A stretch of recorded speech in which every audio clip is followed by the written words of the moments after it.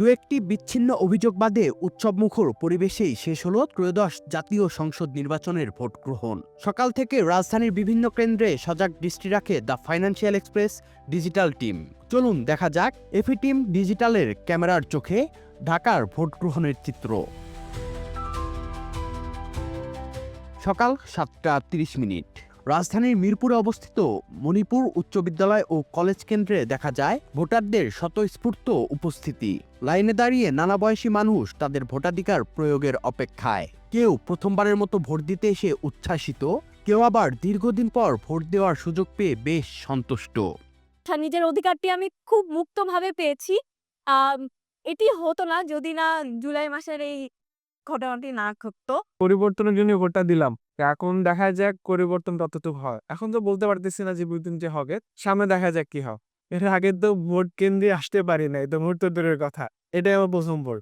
খুব আনন্দ লাগতেছে আর কি, খুশি লাগতেছে, ঈদের মতনই আর কি বলে চলে। অনেক ভালো লাগতেছে। আমার আগে একজন লোক ভোট দিয়েছে আর আমি সেকেন্ড। সকাল 8টার দিকে এই কেন্দ্রে ভোট দিতে আসেন জামায়াত ইসলামী আমির ও ঢাকা 15 আসনের প্রার্থী ডাক্তার শফিকুর রহমান। ঘড়িতে তখন সকাল আনুমানিক 9টা।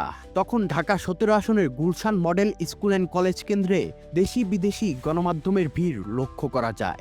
আনুমানিক 9:45টায় এই কেন্দ্রে সপরিবারে ভোট দিতে আসেন বিএনপির চেয়ারম্যান তারেক রহমান। এর কিছুক্ষণ পর আনুমানিক 10টার দিকে এই কেন্দ্রে নিজের ভোটাধিকার প্রয়োগ করেন অন্তর্বর্তী সরকারের প্রধান উপদেষ্টা প্রফেসর ডক্টর মোহাম্মদ ইউনূস। তাদের ভোটদান শেষে সাধারণ ভোটারদের প্রবেশ বাড়তে দেখা যায়। তরুণ ভোটারদের উপস্থিতিও ছিল চোখে পড়ার মতো। ফার্স্ট ভোট ভালো লাগছে, এক্সাইটেড। রেজাল্ট কি হবে ওটা জানার জন্য। অনেক বছর ধরে তো এরকম এক্সাইটমেন্ট কাজ করেনি বাংলাদেশের সিটিজেনদের মধ্যে, সো ওটার জন্য এক্সাইটেড। আমাদের গুলশানের মানুষ ভোট দিতে কম আসে।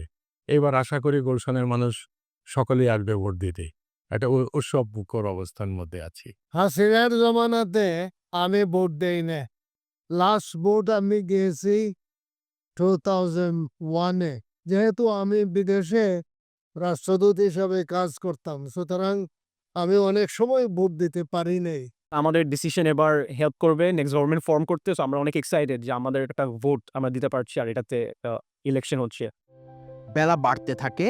আমরা তখন ঢাকা 11 আসনে বাড্ডা প্রাথমিক বিদ্যালয় ও পূর্বরামপুরা হাইস্কুল কেন্দ্রে শান্তিপূর্ণ পরিবেশে ভোট গ্রহণ হতে দেখা যায়।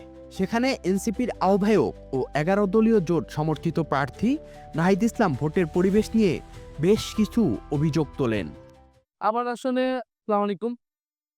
কিছু জায়গায় ঝামেলা হয়েছে, বিশেষত বেড়াইত সাদারকুল ওই এলাকায় কেন্দ্র দখলের একটা চেষ্টা হয়েছিল। পরে আমরা আর্মিকে জানিয়েছি, সেনাবাহিনী 13 জনকে, তারা ব্যবস্থা নিয়েছে। ওভারঅল এখন পর্যন্ত মানুষ আর প্রচুর মানুষ আসছে ভোট দিতে। এটা একেবারেই আমাদের হিসাবের বাইরে মানুষজন নেমে এসেছে ভোট দিতে। এবার আমরা বহুল আলোচিত ঢাকা 8 আসনে। এখানে তরুণ ভোটারদের উপস্থিত ছিল চোখে পড়ার মতো। প্রিজাইডিং অফিসার জানান, বেলা বাড়ার সঙ্গে সঙ্গে তরুণ ভোটারের অংশগ্রহণ বেড়েছে। ভোট গ্রহণ শেষ হবার অল্প সময় বাকি। বিকারুন্নিসা নুন স্কুল অ্যান্ড কলেজ কেন্দ্রে আমরা। এখানে ভোট দিতে এসেছে গণ অধিকার পরিষদের মনোনীত প্রার্থী মেঘনা আলম। একটা রাজনৈতিক জায়গায় যে একটা মাঠ তৈরি করার ব্যাপার থেকে, সেটা এবছর হয়ে গেছে ইনশাআল্লাহ।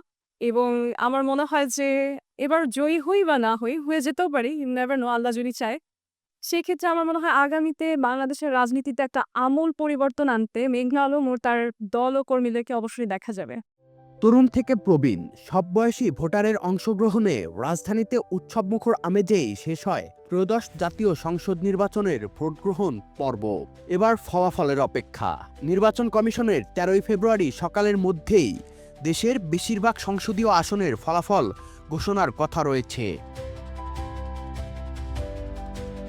Sadman Shaon, the financial express.